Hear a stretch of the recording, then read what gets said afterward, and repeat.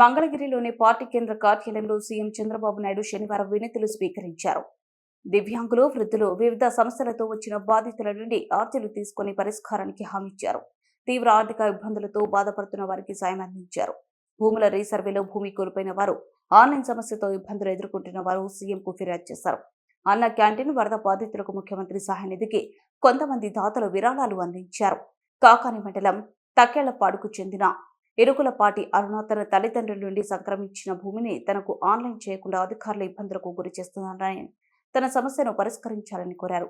మైలవరం మండలం గణపవరం గ్రామానికి చెందిన ఎం శ్రీధర్ తన సమస్యను వివరిస్తూ, తన భార్యపై 3 ఎకరాల 69 సెంట్ల భూమి ఉందని, గత ప్రభుత్వంలో చేపట్టిన రీసర్వేలో 60 సెంట్ల తగ్గించి 3 ఎకరాల 9 సెంట్లకు మాత్రమే పట్టాదారు పుస్తకం ఇచ్చి సరిహద్దు రాళ్లు పాతారని ఫిర్యాదు చేశారు.